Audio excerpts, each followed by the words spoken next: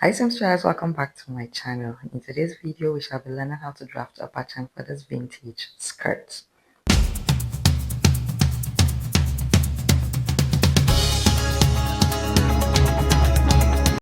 You would notice that we're using a bodice block. That is because it is a bodice block we're going to use for this draft and not a skirt block. As you would notice, the skirt is a high waist skirt. This here is our natural waistline, and because it's high-waisted, it means we're going to go slightly above our waistline. So from our waistline, I'm going to take a measurement from the waistline upwards like this, say 3 inches away from my waistline.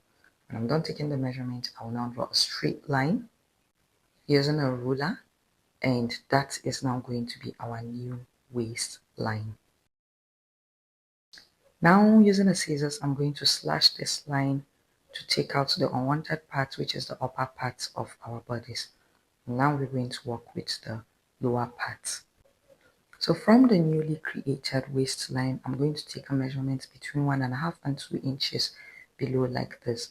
Using a curve, I'm going to connect the new waistline to the new measurement I have just created to create a curve, which you saw on our skirt. And then I'll go ahead and trim it off like this.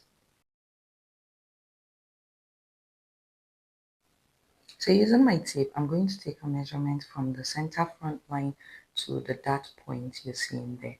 Whatever I have, I'm going to apply it to the hem of my pattern.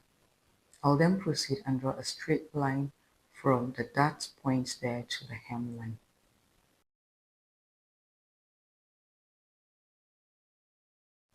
Next, I'll go ahead and slash the line straight like this entirely, so I'll be able to close my dart around that area. To close the dart, I'm just going to overlap it, making sure that the waist area match and the hem isn't actually much of a problem. This is because we're going to create slash lines that will enable us to increase the size of the skirt later on. So it doesn't really matter what I take in around that area. But for the waist area, that's the newly created waist area, it has to match and fit perfectly. I'll then go ahead and hold it down with a tape like I did. From the center front line, I'm just going to go ahead and measure between 2.5 and 3 inches away from the center front line and mark like this. Whatever I get, I do the exact same thing to the hem of the pattern. Next, I'll use a straight line and connect the two together.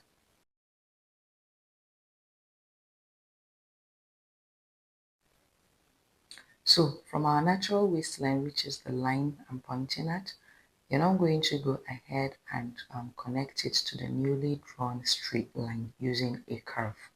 So with my curve like this, I'm going to go ahead and connect it with a curve. The curve should be a very sharp curve. The curve should really be visible and sharp, please.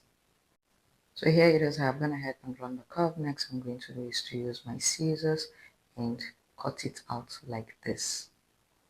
You can see I've already indicated my center front there, and now I have cut them out. I'm going to set this aside and then I'll continue working with the other one. So next thing I'm going to do is just to go ahead and divide this piece, that is this other piece here, into so many sections. This is because I want to draw slash lines. There's no hard and fast rule as to the size of your division and as to the number of slash lines you want to create. So you just go ahead and do something as you wish.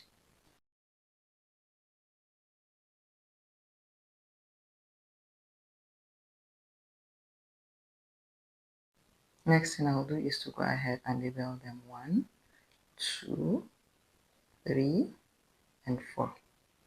Now I'm going to slash them off completely.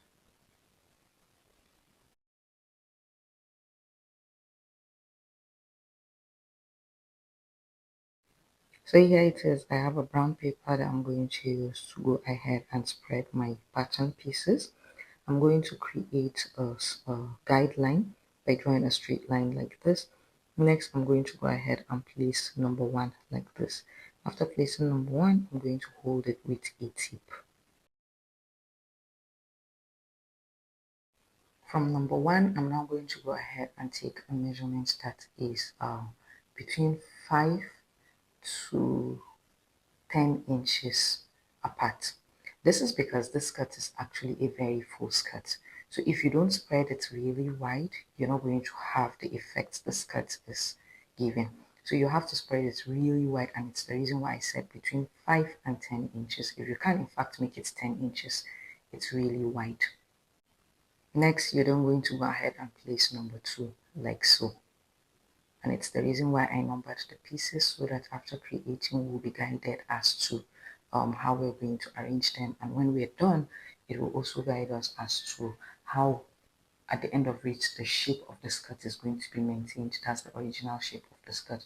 Now with the way I am spreading, it was the reason why I said at the beginning that it doesn't matter that I am closing the dots and also that I am overlapping the pattern pieces. This is because this spread here is going to compensate for the other side or part of the measurements that was overlapped. So you do the same thing to all pieces.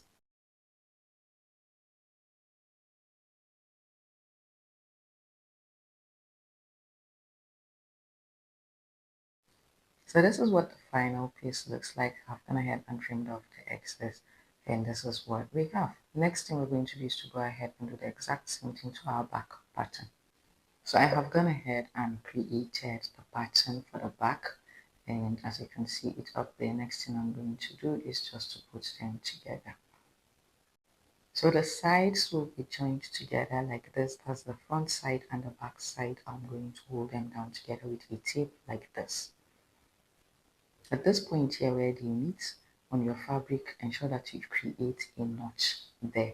This is just so it would indicate where the front stops and where the back stops, so that when creating gathers you do not go and create gathers and apportion more than is necessary for either the front or the back.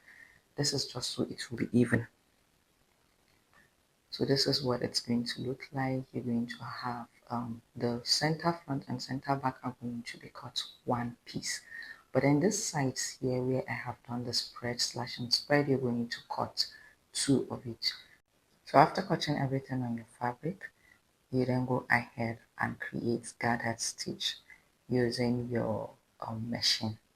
You create your stitch and then you pull the stitches together, but pay attention to your notch, please. So the notch is going to be on the side of your center back and your center front. You then go ahead and pull your fabric and create gathers.